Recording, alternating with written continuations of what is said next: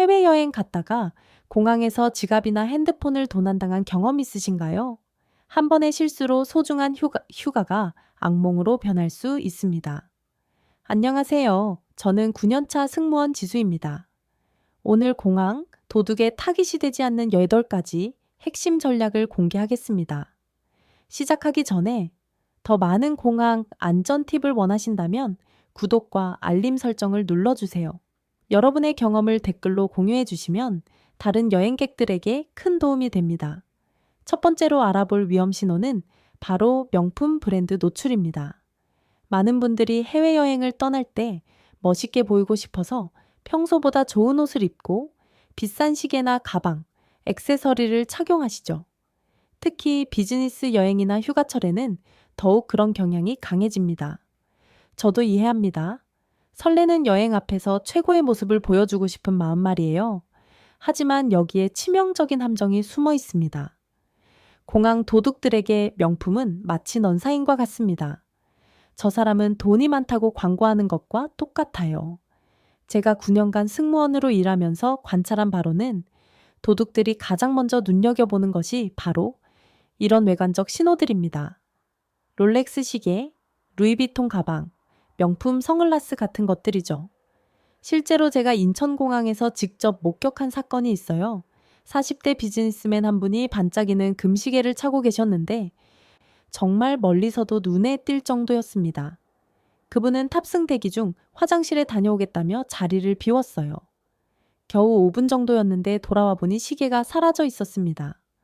나중에 알고 보니 그 시계를 노리던 소매치기가 미리 지켜보고 있었던 거예요. 더 충격적인 건 그 도둑이 그 승객을 30분 넘게 관찰했다는 사실입니다. 공항 보안팀에서 CCTV를 확인해 보니 그 사람이 계속 그 승객 주변을 맴돌고 있었거든요. 시계만 본 게 아니라 그분이 어떤 행동 패턴을 보이는지, 언제 자리를 비울지까지 파악하고 있었던 겁니다. 이런 일이 한국인들에게 특히 많이 일어나는 이유가 있어요. 우리나라 사람들은 해외여행 갈 때 평소보다 더 신경 써서 옷을 입는 경우가 많거든요. 좋은 인상을 주고 싶어 하는 마음 때문인데 이게 오히려 독이 되는 경우가 많습니다. 또 다른 문제는 명품을 착용하면 무의식적으로 그것을 자주 만지거나 확인하게 된다는 점입니다. 비싼 시계를 차면 시간을 더 자주 보게 되고 명품 가방을 들면 계속 신경이 쓰이죠. 이런 행동들이 도둑들에게는 더욱 명확한 신호가 됩니다. 그렇다면 어떻게 해야 할까요? 가장 간단한 해결책은 공항에서는 평상시보다 한 단계 낮춘 옷차림을 하는 것입니다. 꼭 명품을 가져가야 한다면 착용하지 말고 가방 안 깊숙한 곳에 넣어두세요. 목적지에 도착해서 꺼내 입어도 늦지 않습니다. 시계의 경우 스마트폰으로도 충분히 시간 확인이 가능하니 굳이 비싼 시계를 찰 필요가 없어요. 정말 필요하다면 평범해 보이는 시계를 하나 준비해 두시길 권합니다. 기억하세요. 공항은 패션쇼장이 아니라 범죄가 일어날 수 있는 공간입니다. 안전이 무엇보다 우선되어야 해요. 두 번째 위험 신호는 가방과 짐을 잘못 관리하는 것입니다. 여러분도 공항에서 무거운 캐리어를 끌고 다니면서 백팩을 등 뒤로 메고 계시죠? 아니면 손이 바빠서 가방 지퍼를 대충 닫고 다니는 경우도 있을 거예요. 저도 여행할 때 짐이 많으면 편한 대로 가방을 메게 되더라고요. 그런데 이런 습관이야말로 소매치기들에게 최고의 기회를 제공합니다. 등 뒤로 맨 가방은 우리 눈에 보이지 않아요. 누군가 지퍼를 열어도 물건을 꺼내가도 전혀 느낄 수 없죠. 특히 공항처럼 사람이 많이 부딪히는 곳에서는 더욱 위험합니다. 제가 방콕 수완나품 공항에서 목격한 일화를 말씀드릴게요. 30대 한국인 여성분이 큰 백팩을 등에 메고 면세점을 돌아다니고 있었어요. 그런데 백팩 지퍼가 반쯤 열려 있는 걸 저만 봤던 게 아니더라고요. 한 남성이 계속 그분을 따라다니고 있었거든요. 처음에는 우연의 일치인 줄 알았는데 그 남성이 지속적으로 그 여성분 뒤를 따라다니는 게 수상해서 계속 지켜봤어요. 그분이 카페에서 음료를 주문할 때, 화장실에 갈 때, 심지어 쇼핑할 때도 일정한 거리를 두고 따라다니더라고요. 결국 그 여성분이 출국 심사대 앞에서 여권을 찾으려고 백팩을 뒤져보는데 여권이 없는 거예요. 지갑도 사라졌고요. 30분 넘게 공항을 돌아다니는 동안 백팩이 열려 있다는 것도 모르고 계셨던 거죠. 그 순간 그분 얼굴이 새하얘지는 걸 봤어요. 더 놀라운 건 그 도둑의 수법이었어요. 사람이 많이 지나다니는 곳에서 자연스럽게 부딪히는 척하면서 지퍼를 조금씩 열었던 거예요. 한 번에 다 여는 게 아니라 몇 번에 걸쳐서 서서히 열어서 전혀 눈치챌 수 없었던 겁니다. 이런 일이 특히 아시아인 관광객들에게 많이 발생하는 이유가 있어요. 우리는 대체로 예의가 바르고 조심스러워서 다른 사람이 부딪혀 와도 사과부터 하는 경우가 많거든요. 도둑들이 이런 성향을 악용하는 거예요. 또 다른 문제는 가방의 지퍼 방향입니다. 많은 분들이 지퍼를 바깥쪽으로 향하게 해서 남들이 쉽게 열 수 있게 만들어요. 이건 정말 위험한 습관이에요. 그럼 어떻게 해야 할까요? 먼저 가방은 절대 등 뒤로 매지 마세요. 조금 불편하더라도 몸의 앞쪽으로 매는 게 안전합니다. 지퍼는 반드시 몸쪽을 향하게 하고요. 중요한 물건들은 가장 안쪽 주머니에 넣어두세요. 여권, 지갑, 휴대폰 같은 필수품들은 바깥 주머니에 넣으면 안 됩니다. 저는 개인적으로 가방에 작은 자물쇠를 채우는 것도 권해드려요. 완벽한 보안은 아니지만 도둑들이 쉽게 접근하기 어렵게 만듭니다. 만약 캐리어를 끌고 다닐 때는 항상 앞에서 끌어주세요. 뒤에서 밀면 누군가 건드려도 모릅니다. 그리고 잠깐이라도 캐리어에서 손을 떼야 할 때는 다리 사이에 끼워두거나 몸에 밀착시켜주세요. 기억하세요. 몇 초의 방심이 전체 여행을 망칠 수 있어요. 세 번째 위험 신호는 값비싼 전자기기를 무방비하게 노출하는 것입니다. 요즘 누구나 최신 스마트폰이나 노트북을 가지고 다니잖아요. 공항에서 대기하는 동안 카페에서 노트북을 펼쳐놓고 작업하거나 테이블 위에 아이폰을 올려둔 채 화장실에 가시는 분들을 정말 자주 봅니다. 대부분 잠깐이니까 괜찮을 거라고 생각하시더라고요. 하지만 전자기기는 도둑들이 가장 선호하는 품목입니다. 현금과 달리 일련 번호 추적이 어렵고 중고시장에서 쉽게 되팔 수 있거든요. 특히 애플 제품이나 최신 삼성 갤럭시 같은 인기 기종들은 도난당하면 찾기가 거의 불가능해요. 제가 절대 잊을 수 없는 사건이 싱가포르 창의공항에서 일어났어요. 20대 여대생이 공항 카페에서 맥북 프로를 테이블에 펼쳐놓고 있었는데 정말 멀리서도 반짝반짝 빛나는 게 눈에 띄더라고요. 그 학생이 음료를 주문하러 카운터로 갔는데 고작 3분 정도였어요. 저는 그때 근처 테이블에서 커피를 마시고 있었는데 한 남성이 스마트폰으로 통화하는 척하면서 그 학생의 테이블 근처를 계속 맴돌고 있는 게 수상했어요. 그 학생이 카운터에서 주문하고 결제하는 동안 그 남성이 자연스럽게 테이블에 다가가서 노트북을 집어들고 사라졌어요. 그 학생이 음료를 들고 돌아와서는 완전히 패닉 상태가 됐죠. 졸업 논문이 들어있다면서 울기 시작하더라고요. 저도 너무 안타까워서 공항 보안팀에 신고를 도왔지만 결국 찾지 못했어요. CCTV를 확인해봐도 그 남성은 이미 다른 터미널로 사라진 후였거든요. 나중에 알고 보니 그런 수법이 정말 흔하다고 해요. 도둑들이 카페나 대기실에서 전자기기를 사용하는 사람들을 미리 관찰하고 있다가 자리를 비우는 순간을 노리는 거죠. 특히 혼자 여행하는 젊은 사람들을 주로 타깃으로 삼는다고 하더라고요. 더 무서운 건 요즘 스마트폰 도난 수법이에요. 사람들이 휴대폰을 테이블 위나 의자에 올려놓고 있으면 지나가는 척하면서 순식간에 채가는 거예요. 특히 충전하려고 콘센트 근처에 폰을 올려두는 경우가 많은데 이때가 가장 위험해요. 제가 직접 목격한 또 다른 사례로는 한 아버지가 아이들과 함께 있으면서 태블릿으로 게임을 해주고 있었는데 아이가 화장실에 가겠다고 해서 태블릿을 의자에 두고 갔어요. 5분도 안 돼서 태블릿이 사라졌죠. 그럼 어떻게 해야 안전할까요? 가장 기본적인 원칙은 전자기기를 사용할 때만 꺼내는 것입니다. 필요 없을 때는 가방 안에 넣어두세요. 정말 급한 일로 자리를 비워야 한다면 믿을 만한 사람에게 맡기거나 아예 가지고 다니세요. 카페에서 노트북을 사용할 때는 등을 벽에 대고 앉아서 뒤에서 누가 보는지 확인할 수 있게 하고 절대 화면을 많은 사람들이 볼 수 있는 방향으로 두지 마세요. 충전할 때도 휴대폰을 방치하지 말고 항상 손이 닿는 곳에 두세요. 몇십만 원짜리 기기를 몇 분의 방심으로 잃어버리면 정말 후회해도 늦어요. 네 번째 위험 신호는 주변 상황을 파악하지 못하는 산만한 행동입니다. 공항에서 급한 업무 전화를 받거나 길을 찾느라 헤매다 보면 자연스럽게 주의력이 분산되죠. 저도 승무원으로 일하면서 개인적으로 공항상을 이용할 때 중요한 전화가 오면 무의식적으로 주변을 살피지 못하게 되더라고요. 문제는 도둑들이 바로 이런 순간을 노린다는 점입니다. 그들은 주의가 분산된 사람들을 찾기 위해 공항 곳곳을 돌아다니며 관찰해요. 통화에 집중해서 목소리가 커진 사람, 지도를 보며 어리둥절해야 하는 사람, 급하게 뛰어다니는 사람들이 주요 타깃이 됩니다. 제가 홍콩 국제공항에서 목격한 사건은 정말 충격적이었어요. 40대 한국인 사업가가 출국장 벤치에 앉아서 정말 중요해 보이는 업무 통화를 하고 있었어요. 목소리도 크고 제스처도 크게 하면서 30분 넘게 통화를 이어갔죠. 그동안 발치에는 비싼 브리핑 케이스가 놓여 있었어요. 통화 내용을 들어보니 몇억 원 규모의 계약건이었던 것 같아요. 워낙 집중해서 이야기하다 보니 주변에서 무슨 일이 일어나는지 전혀 모르고 계셨어요. 그런데 저는 그분 주변을 계속 맴도는 수상한 사람을 발견했거든요. 처음에는 그냥 우연히 지나가는 사람인 줄 알았는데 그 사람이 벤치 근처를 10분 넘게 왔다 갔다 하는 게 이상했어요.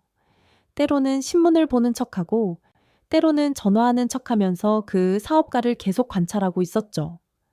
결정적인 순간은 그 사업가가 통화에 너무 흥분해서 벤치에서 일어나 걸어다니기 시작한 때였어요.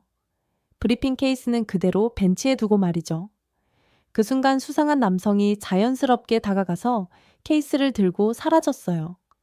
5분 후 통화를 마친 그 사업가가 돌아와서는 완전히 당황하셨죠. 중요한 계약서와 회사 노트북이 모두 들어있다고 하시더라고요. 저도 더 너무 안타까워서 봤던 상황을 설명해 드렸지만 이미 늦었어요. 공항 보안팀이 CCTV를 확인해 보니 그 도둑이 그 사업가를 무려 1시간 가까이 관찰했다는 사실이 드러났어요. 통화 패턴, 짐 관리 습관, 주의력 분산 정도까지 다 파악하고 있었던 거죠. 정말 전문적이고 계획적인 범행이었어요. 이런 일이 한국 사람들에게 특히 많이 일어나는 이유가 있어요. 우리는 전화 예의를 중시해서 통화할 때 상대방에게 집중하려고 하거든요. 또 길을 물어보는 것을 부끄러워해서 혼자 헤매는 경우도 많고요. 또 다른 위험한 상황은 스마트폰에만 집중하는 경우예요. SNS를 확인하거나 게임을 하다 보면 주변 상황을 전혀 파악하지 못하게 되죠. 특히 이어폰까지 끼고 있으면 청각까지 차단되어서 더욱 위험해요. 해결책은 생각보다 간단해요. 공항에서는 3초마다 주변을 한 번씩 둘러보는 습관을 들이세요. 중요한 통화는 가능하면 안전한 좌석에 앉아서 하고 짐은 반드시 몸에 밀착시켜 두세요. 길을 모르겠으면 부끄러워하지 말고 공항 직원에게 물어보세요. 혼자 헤매는 모습은 도둑들에게 최고의 기회가 됩니다. 5번째 위험 신호는 장거리 비행으로 인한 피로와 경계심 약화입니다. 15시간 넘게 비행기를 타고 나면 정말 온몸이 늘어지고 정신이 몽롱해지잖아요. 시차 때문에 하루 종일 멍한 상태가 되기도 하고요. 저도 승무원이지만 개인적으로 여행할 때는 장거리 비행 후에 평소처럼 주의 깊게 행동하기가 정말 어려워요. 문제는 바로 이런 상태가 도둑들에게는 최적의 기회라는 점입니다. 피곤해 보이는 승객들, 특히 환승 구간에서 지친 여행객들을 그들은 예리하게 찾아내요. 눈이 풀려 있고 반응이 느린 사람들을 보면 마치 사냥감을 발견한 것처럼 접근하거든요. 제가 두바이 국제공항에서 목격한 사건은 정말 안타까웠어요. 한국인 가족 4명이 인천에서 출발해서 유럽으로 가는 환승편을 기다리고 있었는데 모두 완전히 지쳐있는 상태였어요. 아이들은 바닥에 누워서 자고 있었고 어머니는 의자에서 꾸벅꾸벅 졸고 계셨죠. 아버지 한 분만 깨어있긴 했는데 그분도 눈이 반쯤 감긴 상태로 스마트폰만 보고 계셨어요. 크로스백을 옆 의자에 올려두고 말이죠. 저는 그때 다른 항공편 때문에 같은 대기실에 있었는데 한 남성이 그 가족을 계속 지켜보고 있는 게 신경 쓰였어요. 그 남성은 정말 자연스럽게 행동했어요. 때로는 신문을 읽는 척하고 때로는 커피를 마시면서 그 가족의 상태를 관찰하고 있었거든요. 특히 그 아버지가 언제 졸기 시작하는지 유심히 보고 있더라고요. 드디어 그 순간이 왔어요. 아버지가 스마트폰을 보다가 깜빡 졸기 시작한 거예요. 가족 모두 잠든 상태가 됐죠. 그때 그 수상한 남성이 움직였어요. 물 한 잔을 사러 가는 척 하면서 그 가족 옆을 지나가더니 자연스럽게 크로스백을 들고 사라졌어요. 20분 후에 아버지가 깨어나서 가방이 없어진 걸 발견하고는 완전히 패닉 상태가 됐어요. 여권, 지갑, 항공권이 모두 들어있다고 하시더라고요. 그 순간 가족들의 얼굴이 새하얘지는 걸 보니까 정말 마음이 아팠어요. 더 충격적인 건 나중에 공항보안팀에서 확인해준 사실이었어요. 그 도둑이 그 가족을 무려 2시간 넘게 관찰했다는 거예요. 언제 잠들고 누가 가장 경계심이 약한지, 가방을 어디에 두는지 모든 걸 파악하고 있었던 거죠. 이런 일이 환승 구간에서 특히 많이 발생해요. 장시간 비행 후 다음 비행을 기다리는 동안 사람들이 가장 방심하거든요. 또 환승 구간은 보안이 상대적으로 느슨하고 도둑들이 도망가기도 쉬워요. 한국인들이 특히 취약한 이유는 우리가 예의를 지키려고 하기 때문이에요. 공공장소에서 큰 소리로 떠들거나 자리를 넓게 차지하는 걸 꺼려해서 구석진 곳에 조용히 앉아 있는 경우가 많거든요. 도둑들이 보기에는 더없이 좋은 타깃이 되는 거죠. 해결책은 아무리 피곤해도 공공장소에서는 최소한 한 명은 깨어 있어야 한다는 원칙을 지키는 것입니다. 가족이나 일행이 있다면 교대로 잠을 자고 혼자 여행한다면 귀중품은 반드시 몸에 밀착해서 보관하세요. 특히 환승 구간에서는 더욱 경계심을 높여야 해요. 피로는 일시적이지만 도난당한 물건은 되돌릴 수 없거든요. 6번째 위험 신호는 특정 위험 구역과 시간대를 파악하지 못하는 것입니다. 많은 분들이 공항에서 화장실 근처나 붐비는 카페에 자리를 잡을 때 사람이 많으니까 오히려 안전하다고 생각하시더라고요. 저도 처음에는 그렇게 생각했어요. 사람 눈이 많으면 범죄가 일어나기 어려울 거라고 말이죠. 하지만 승무원으로 일하면서 알게 된 충격적인 사실은 정반대였어요. 도둑들이 가장 활발하게 활동하는 곳이 바로 화장실 근처, 환전소 주변, 붐비는 식당과 같은 곳들이거든요.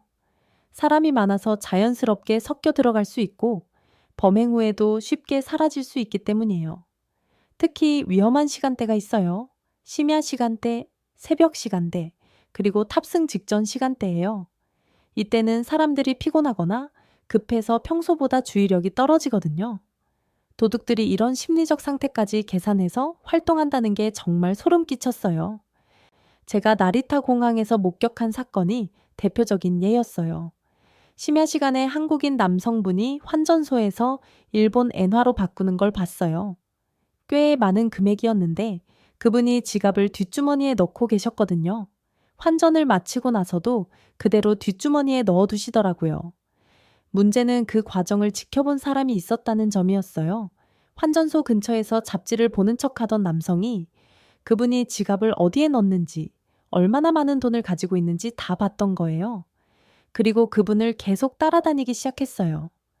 그 한국인 분은 환전을 마치고 에스컬레이터를 타고 올라가고 있었는데 뒤에서 그 수상한 남성이 바짝 붙어서 올라오고 있었어요. 에스컬레이터는 정말 소매치기 하기 좋은 장소예요. 사람들이 한 방향으로 서 있고 움직일 수도 없거든요. 결국 그 순간이 왔어요. 에스컬레이터 중간쯤에서 그 도둑이 자연스럽게 뒷주머니에서 지갑을 빼냈어요. 그분은 전혀 눈치채지 못하셨고요. 에스컬레이터 위에 도착하자마자 그 도둑은 반대 방향으로 사라졌어요. 10분 후에 그분이 커피를 사려고 하다가 지갑이 없어진 걸 발견하고는 완전히 당황하셨죠. 여행 첫날이었는데 현금을 모두 잃어버린 거예요. 신용카드도 함께 있어서 정말 난감한 상황이 됐어요. 나중에 공항보안팀에서 설명해준 바로는 환전소 근처가 소매치기들의 1순위 타깃 지역이라고 하더라고요. 사람들이 많은 돈을 가지고 있다는 걸 확실히 알 수 있고 어디에 보관하는지도 쉽게 파악할 수 있거든요. 또 다른 위험구역은 면세점 쇼핑백을 든 사람들이 모이는 곳이에요. 비싼 물건을 샀다는 신호이기 때문에 도둑들이 집중적으로 노리는 장소거든요. 특히 명품 면세점 근처는 정말 조심해야 해요. 화장실도 생각보다 위험해요. 짐을 문 앞에 두고 들어가는 경우가 많은데 그 몇 분 사이에 짐이 사라지는 경우가 종종 있어요. 또 화장실에서 나올 때는 주의력이 분산되어 있어서 소매치기 당하기 쉬워요. 해결책은 이런 위험 구역에서 머무는 시간을 최대한 단축하는 것입니다. 환전할 때는 미리 계획을 세워서 빠르게 처리하고 현금은 여러 곳에 나누어 보관하세요. 심야나 새벽 시간에는 특히 경계심을 높이고 가능하면 사람이 많은 중앙 대기실에서 기다리세요. 구석진 곳이나 한적한 곳은 피하는 게 좋아요. 7번째 위험 신호는 뻔한 패턴으로 행동해서 도둑들이 미리 이 계획을 세울 수 있게 하는 것입니다. 여러분도 공항에서 습관적으로 같은 카페에 가고 같은 자리에 앉고 비슷한 시간에 같은 행동을 하시죠?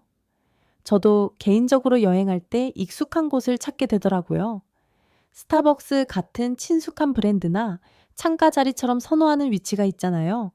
문제는 이런 예측 가능한 행동이 전문 도둑들에게는 완벽한 정보가 된다는 점입니다. 그들은 하루 이틀이 아니라 며칠씩 공항에서 관찰하면서 특정 승객들의 패턴을 파악해요. 언제 어디서 무엇을 하는지, 언제 가장 방심하는지 모든 걸 기록하고 있거든요. 제가 프랑크푸르트 공항에서 목격한 사건은 정말 치밀했어요. 한국인 비즈니스맨 한 분이 일주일간 같은 항로로 출장을 다니고 계셨는데 매일 같은 패턴을 보이시더라고요. 오전 10시쯤 이 터미널 스타벅스에 가서 아메리카노를 주문하고 창가 쪽 세 번째 테이블에 앉아서 노트북을 켜는 거예요. 그리고 정확히 30분 후에 화장실에 가시는 패턴이 반복됐어요. 화장실 갈 때마다 노트북과 서류 가방을 그대로 테이블에 두고 가시더라고요. 처음 이틀은 아무 일이 없었는데 그 이유를 나중에 알게 됐어요. 도둑들이 그분의 패턴을 관찰하고 있었던 거예요. 저는 그때 승무원 대기실 업무 때문에 같은 터미널에 자주 있었는데 한 남성이 그 비즈니스맨과 같은 시간대에 계속 나타나는 게 이상했어요. 그 남성은 다른 자리에 앉아서 신문을 보거나 휴대폰을 하면서 자연스럽게 행동했지만 그 비즈니스맨의 모든 행동을 주시하고 있었거든요. 셋째 날에 결정적인 순간이 왔어요. 그 비즈니스맨이 평소처럼 화장실에 간 사이 그 수상한 남성이 움직였어요. 하지만 이번에는 물건을 훔치는 게 아니라 서류 가방 안을 살펴보더라고요. 뭔가 가치 있는 게 있는지 확인하는 것 같았어요. 넷째 날에는 더욱 대담해졌어요. 그 비즈니스맨이 화장실에 간 사이 노트북 화면을 확인하고 서류 가방의 잠금 장치까지 살펴보더라고요. 완전히 범행 준비를 하고 있었던 거예요. 다섯째 날, 드디어 범행이 실행됐어요. 그 비즈니스맨이 평소처럼 화장실에 간 순간 그 도둑이 서류 가방을 들고 사라졌어요. 5일간의 관찰로 완벽하게 타이밍을 맞춘 거죠. 그분이 화장실에서 돌아와서는 완전히 패닉 상태가 됐어요. 중요한 계약서와 회사 기밀이 들어있다고 하시더라고요. 나중에 공항 보안팀에서 CCTV를 분석한 결과 그 도둑이 정말 체계적으로 계획했다는 게 드러났어요. 그 비즈니스맨의 일정, 행동 패턴, 심지어 화장실 가는 시간까지 정확히 측정해서 기록하고 있었던 거예요. 더 무서운 건 이런 일이 장기 출장자들이나 정기적으로 같은 항로를 이용하는 사람들에게 특히 많이 일어난다는 점이에요. 승무원인 저도 개인적으로 여행할 때는 의도적으로 패턴을 바꾸려고 노력해요. 해결책은 의도적으로 예측 불가능하게 행동하는 것입니다. 카페도 매번 다른 곳을 가고 앉는 자리도 바꾸세요. 화장실 가는 시간도 일정하게 하지 마시고요. 같은 장소에 3분 이상 머물지 않는 것도 좋은 방법이에요. 조금 불편할 수 있지만 안전을 위해서는 꼭 필요한 습관입니다. 마지막 8번째는 만약 의심스러운 상황이 발생했거나 실제로 도난을 당했을 때의 즉시 대응법입니다. 대부분의 사람들이 수상한 사람을 발견하거나 물건을 잃어버렸을 때 어떻게 해야 할지 몰라서 당황하시죠. 저도 승무원이 되기 전에는 이런 상황에서 제대로 대처하는 방법을 몰랐어요. 하지만 9년간의 경험으로 알게 된 중요한 사실은 골든타임 5분 안에 올바른 대응을 하면 물건을 되찾을 확률이 80% 이상이라는 점입니다. 반대로 시간이 지날수록 찾을 가능성은 급격히 떨어져요. 도둑들이 다른 터미널로 이동하거나 공항 밖으로 나가버리기 때문이죠. 제가 직접 경험한 성공 사례를 말씀드릴게요. 인천공항에서 30대 한국인 여성분이 명품 핸드백을 도난당한 사건이 있었어요. 그분이 카페에서 음료를 주문하고 돌아왔는데 의자에 걸어둔 가방이 사라진 거예요. 다행히 그분이 즉시 저에게 도움을 요청하셨어요. 저는 바로 그분과 함께 가장 가까운 공항 보안 데스크로 달려갔어요. 신고를 받은 보안 요원이 즉시 해당 구역의 스티비아 모니터링을 시작했고 동시에 각 출입구의 상황을 알렸어요. 다행히 그분이 가방을 마지막으로 본 정확한 시간과 장소를 기억하고 계셨거든요. 놀랍게도 15분 만에 범인을 발견했어요. 그 사람이 아직 공항 안에 있었고 다른 터미널로 이동하는 중이었거든요. 보안 요원들이 즉시 그를 붙잡았고 가방도 무사히 되찾을 수 있었어요. 만약 그분이 30분만 늦게 신고했어도 찾기 어려웠을 거예요. 반대로 실패한 사례도 있어요. 한 승객이 노트북을 도난당했는데 1시간 넘게 혼자 찾아다니다가 나중에 신고한 경우에요. 그때는 이미 범인이 공항을 빠져나간 후였고 결국 찾지 못했어요. 초기 대응의 중요성을 보여주는 사례였죠. 의심스러운 상황을 발견했을 때도 마찬가지예요. 누군가 계속 따라다니거나 수상하게 행동하는 사람이 있으면 즉시 공항 보안 요원이나 항공사 직원에게 알려야 해요. 혼자 해결하려고 하지 마세요. 신고할 때 가장 중요한 정보들이 있어요. 첫째, 마지막으로 물건을 본 정확한 시간과 장소입니다. 둘째, 그때 주변에 있었던 사람들의 특징이에요. 키, 옷차림, 나이대 같은 것들 말이죠. 셋째, 잃어버린 물건의 상세한 설명과 가치입니다. 예방 차원에서도 할 수 있는 일들이 있어요. 중요한 물건에는 미리 연락처를 적어둔 스티커를 붙이거나 스마트폰에는 분실 시 찾을 수 있는 앱을 설치해 두세요. 여권이나 신용카드 사본도 따로 보관해 두시고요. 지금까지 말씀드린 8가지 핵심 전략을 다시 정리해 보면 첫째, 명품 노출을 피하고 둘째, 올바른 짐 관리를 하며 셋째, 전자기기를 안전하게 보관해야 합니다. 넷째, 항상 주변 상황을 인식하고 다섯째, 필요할 때일수록 경계를 늦추지 말아야 해요. 여섯째, 위험한 구역과 시간대를 피하고 일곱째, 예측 가능한 행동 패턴을 바꾸며 여덟째, 문제 발생 시 신속하게 대응해야 합니다. 9년간의 경험으로 말씀드리는데 이 8가지만 지키셔도 99% 안전하게 공항을 이용할 수 있어요.